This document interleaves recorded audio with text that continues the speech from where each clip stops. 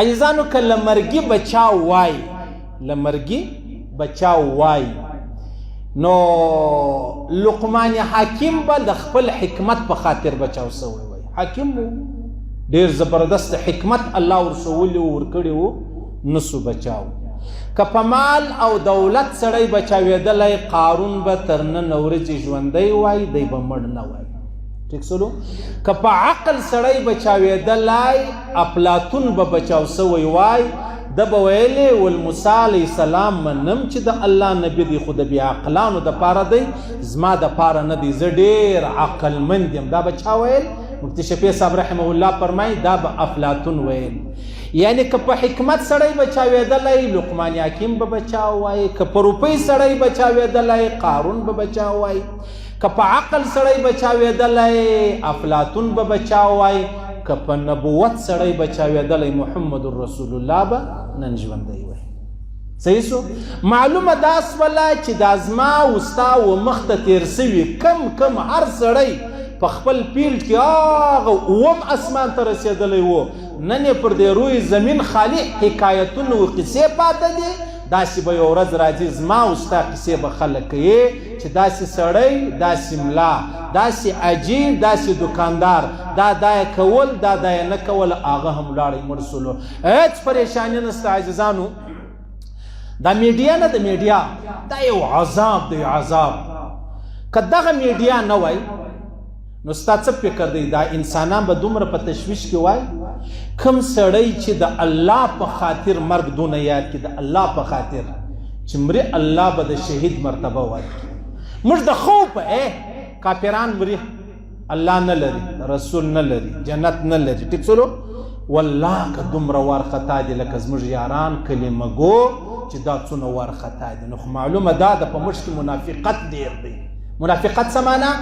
کم سړی چې له وایرس بیریږي هغه سړی د 500 روپۍ ماسک به تا ته په 100 روپۍ درکوي په کابل کې په 900 روپۍ پیدا کېدل په 900 افغانۍ بي بي سي والا تبصره ورباندې وکړله چې کم سړی د وایرس غالي وي چې غالي وي بیریږي هغه هلته پټ دا چمن ورسره کوي نو ځکه دته پته ده چې یاره زما مرګ د منافق دی ژوند مې د منافق دی نو لحاظه خامخا به بیریږي منافق سړی خو ډېر تاواني دی ولی بیریږم د الله رسول فرمایي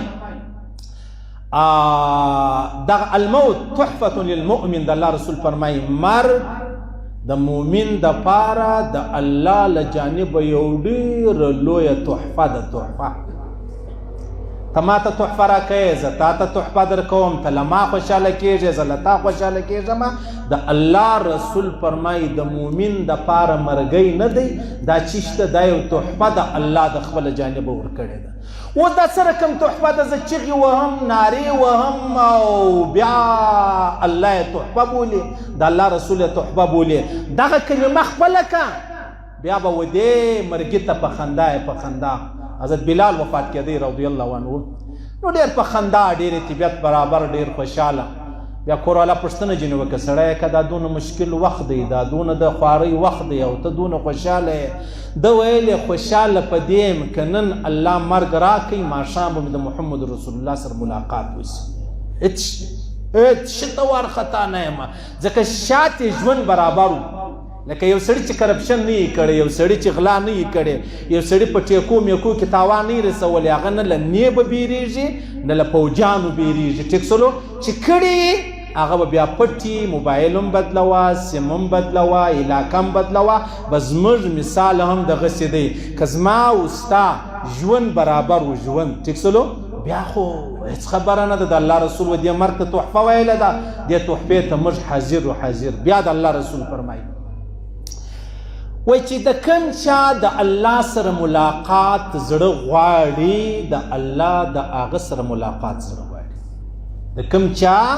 د الله سره ملاقات زړه غواړي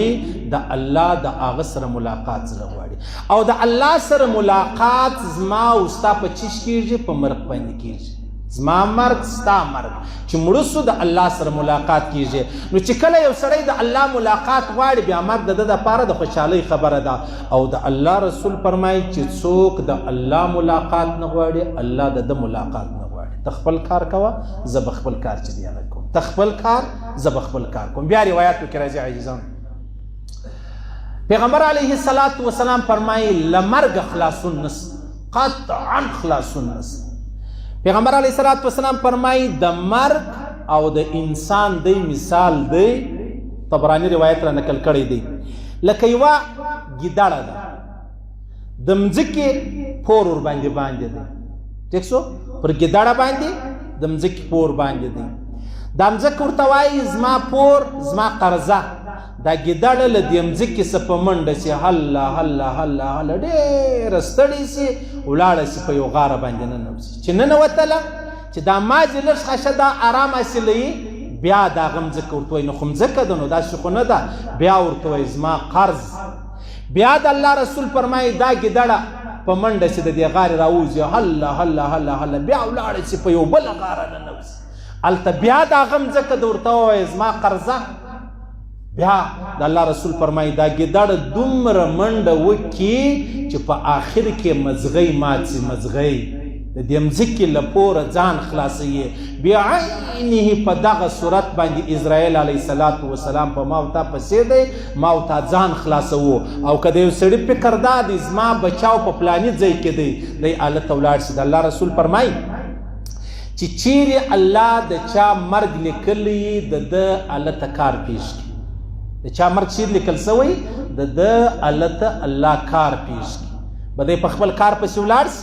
هلته ده لره مرګ چې دی هغه راسي. نو لهذا ولو کنتم فی بروج مشیده، الله فرمایي که هر څو مضبوط د قلعو کې تاسو ځانونه محفوظه کوئ، الله فرمایي له مرګي تاسو بچاو چې دی هغه لرئ نه. ټیک سولو.